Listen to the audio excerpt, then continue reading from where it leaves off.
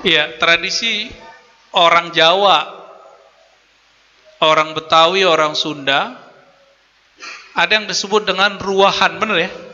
Ruwahan dari bahasa Arab, arwah. Kenapa? Karena dulu ulama mualim-mualim di Betawi, di Sunda, ya, di Jawa, itu kalau mau Ramadan, tahu ini Sya'ban kan bulan arwah emang. Jadi orang yang mau lahir tahun depan itu ditulisnya di sini, Pak. Misalnya habis Sya'ban ini Ramadan. Terus Syawal, Zulqa'dah, Zulhijjah, Muharram, terus sampai ke Rajab. Siapa yang lahir, siapa yang mati. Jadi yang meninggal karena corona, nggak corona kemarin itu udah ditulis Sya'ban dulu. Di ilmu Allah sudah ada, tapi diturunkan ke langit dunia dan kemudian dipegang oleh malaikat. Jika berkaitan rezeki dipegang oleh malaikat Mikail, jika berkaitan dengan ajal dipegang oleh malaikat maut. Maka ulama kita biasa mengirim, karena amal diangkat semua ke langit. Jadi kalau boleh disebut laporan amal tahunannya secara rohani itu hari bulan Sya'ban. Kalau mingguannya Kamis.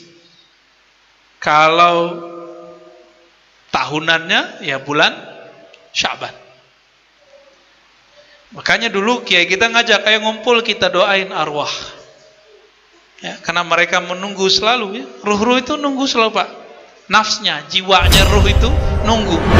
Kalau ruhnya mencari lagi bagaimana kenal Allah, tapi nafs jiwa enggak, dia butuh kiriman.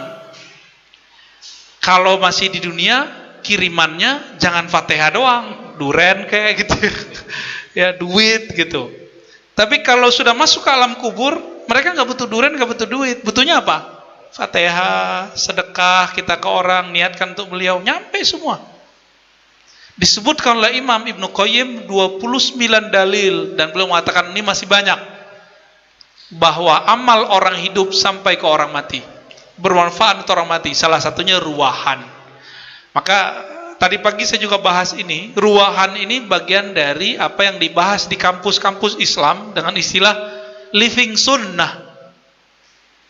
Living sunnah itu artinya ajaran yang ada dalam hadis Nabi lalu dijadikan tradisi. Dan tradisi itu hidup. Namanya living sunnah. Biar nggak ngaku sunnah bukan mereka doang, Pak. Ya. Maka kita doakan rahmatullah ala ulama'ina as-sabiqin. Semoga Allah merahmati ulama kita yang buat tradisi ini. Ini tradisi yang sangat bagus. Bukan bid'ah. Ya, itu tradisi, ada dalilnya dan itu dianjurkan. Ya. Yang kedua, ini masih nanya aja loh malah kasumtu ya. Udah nggak usah hiraukan. Antum punya imam tadi siapa? Imam Nawawi. Imam Nawawi, cari bukunya, wajib punya. Kalau sudah membahas bab zikir, wajib punya kitab Al-Azkar An-Nawawiyah. Beli, Pak, ya. Jangan cuma online doang. Beli, baca Al-Azkar An-Nawawi. Nanti buka bab doa sekitar puasa. Ada doa sebelum berbuka. Salah satu hadisnya, Allahumma laka sumtu. Juga ada hadis yang kedua, zahabaz zama'u wabtallatil uruku wa sabatal ajru insyaallah. Dua hadis ini bagi Imam Nawawi ini digabungkan ngamalinnya, bukan seperti para amatiran dalam ilmu hadis bilang apa?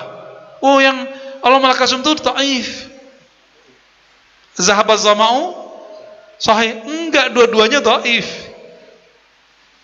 Dua-duanya dhaif. Ketika dua dhaif ini, dhaifnya bukan parah, tapi karena mursal, nggak nyambung.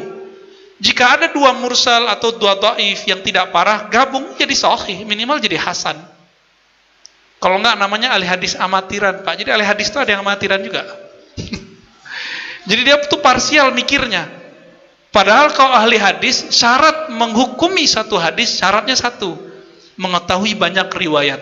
Jam'ut turuq, mengumpulkan banyak riwayat hadis, baru boleh bilang ini sahih nggak sahih. Kalau nggak, cukup katakan sanad yang ini kurang kuat, yang ini kurang kuat. Cuma boleh sampai segitu kalimatnya. Ada adab-adabnya ya.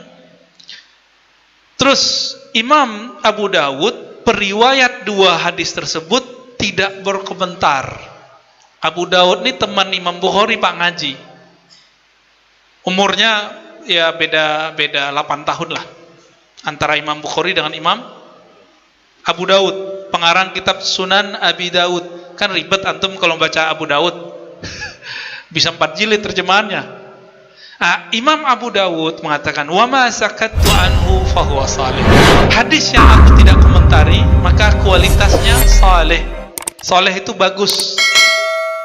Bagus, relevan untuk diamalkan. Oke, sekarang coba diadu. Syekh Albani bukan salaf, dia cuma mengaku salafi.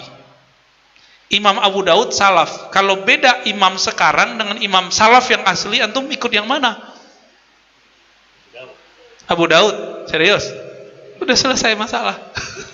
Ya, gitu cara memahaminya lebih kurang. Wallahu a'lam. Apalagi? Yang saya mau tanyakan ini Ustaz, masalah rambut ya. Tadi itu kan karena baru-baru ini juga di Kalimantan itu ada salah satu Ustadz yang membawa rambut Nabi. Ya, dia bilang ini rambut Nabi. Nah, yang jadi pertanyaan itu apakah kan dalam 1400 tahun yang lalu juga itu rambut masih, karena memang ini orang terpilih ya, kita boleh percaya di situ. Tapi apakah ini asli atau tidak? Yang saya tanyakan itu kalau kita percaya apakah kita dapat pahala atau tidak, ataukah bolehkah kita tidak mempercayainya itu bahwa ini mungkin palsu gitu. Ya. Nah, apakah kita berdosa atau tidak? Yang kedua tadi masalah berkah, ambil keberkahan mencium makam Nabi ya. Apakah kita juga bisa mencium makam para wali atau tidak jauhnya ke makam orang tua kita sendiri gitu? Apakah kita boleh atau tidak? Terima kasih. Assalamualaikum warahmatullahi wabarakatuh. Assalamualaikum warahmatullahi wabarakatuh. Rambut Nabi ya. Rambut Nabi ini fenomenal. Imam Ahmad wafat 241, Nabi wafat tahun 11. 241 berapa tahun? 200-an tahun. Ya. Itu beliau masih nyimpen rambut Nabi dan ada sanadnya. Jadi sanad itu sumbernya rambut. Genealogi rambut itu ada, Pak. Ketika Wahabi menguasai Hijaz di situ ada Mekah, Madinah, maka Turki Utsmani mereka dapat ilham, inspirasi, teguran, selamatkan asar-asar Nabi, asar-asar peninggalan Nabi, dibawa semua ke Turki. Makanya sekarang kalau kita ke Turki ada museum Nabi, benar gak? Museum keluarga Nabi, ada rambut Nabi, jubah Nabi, serban Nabi, bahkan jubah Sayyidah Fatimah. Ada semua. Orang pencinta Nabi pasti melinang air matanya ngelihat. Museum itu boleh disebut sebagai periwayat rambutnya. Dia dapat di mana? Dapatnya dari dulu ada rumahnya Nabi. Kan dulu ada rumah Nabi di Mekah. Kan sekarang mereka ratain dibangun perpus. Masih syukur Pak dibangunin perpus. Ya. Syukurnya di Saudi itu masih banyak orang-orang yang diam-diam tidak mengikuti akidah Wahabiyah. Alhamdulillah, pejabat-pejabat aja banyak yang gak senang.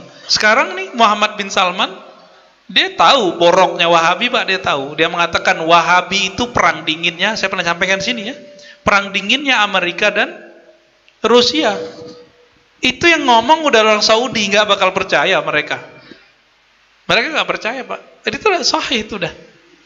Makanya mereka ganti nama, nggak mau Wahabi lagi, Salafi aja. Ya. Jadi rambut Nabi juga ada sanadnya. Sanadnya itu museum kah, rumah peninggalan apakah gitu ya. Ada sanadnya, Pak. Ya. Ya itu biasanya peninggalan dari guru-guru. Tinggal dia bilang dapat dari mana. Boleh Bapak nanya. Jadi jangan nggak percaya dulu kalau belum bertanya. Orang belum meneliti kok udah membuat kesimpulan, namanya suuzon. 11-12 sama mereka. Ya, kalau nggak tahu bilang oh saya nggak ngerti, selesai. Kalau kita nggak ngerti dan nggak mau mengerti, ya nggak usah mendekat. Mending nggak ketemu, Pak. Karena ada di salah satu wilayah di Sumatera, itu pejabat datang, si ulama nyebut ini rambut Nabi, cium sama ente, nggak mau dia cium. Apa yang terjadi sama dia? Kayak orang hilang ingatan habis itu. Saya nggak usah sebut siapa ya pejabatnya. Kejadian Pak seperti itu. Karena dia nggak percaya dan menghina, merendahkan ulama yang megang, tersinggung ulamanya. Kalau nggak percaya, menghindar aja Pak. Ya. Kalau saya percaya, kenapa? Innal arda la ta'kul ajsadal anbiya. Bumi tidak pernah merusak tubuhnya Nabi. Harramallahu alal ard an ta'kula ajsadal anbiya. Itu ada di riwayat Imam Baihaqi dan riwayat imam-imam lain. Bumi Allah haramkan merusak tubuhnya Nabi. Rambut bagian dari tubuh Nabi bukan? Nggak bakal bisa dirusak. Paling-paling dipotong-potong.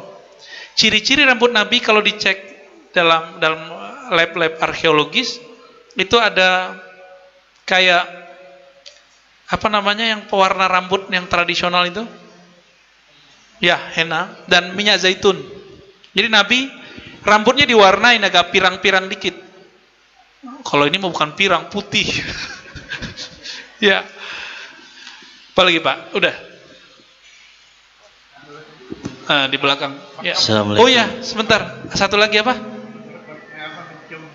Oh ya, mencium kubur Nabi, apakah berlaku juga mencium kuburan orang soleh? Sama. Yang penting kita nggak meyakini penyembahan terhadap yang kita cium itu. Ya. Analog sederhana gini, Bapak kan orang berakal, orang pinter. Mencium istri boleh nggak? Mencium anak boleh nggak? Boleh kan? Syirik nggak? Ya sama, mau cium kuburan, cium orang hidup ya sama, nggak ada kaitannya dengan syirik. Itu bab cinta. Jadi takbil, bab mencium itu bukan bab syirik, bab tauhid, itu bab mahabbah. Mereka itu nggak ngerti cinta Pak, masalahnya. Ajarannya kan ajaran menghilangkan bab cinta. Makanya tabarruk dihilangkan. Jadi kita kasih tahu, at-tabarruk ibaratun anil hub. Ngambil berkah itu adalah ekspresi mengenai kecintaan yang tinggi kepada Nabi dan orang-orang soleh.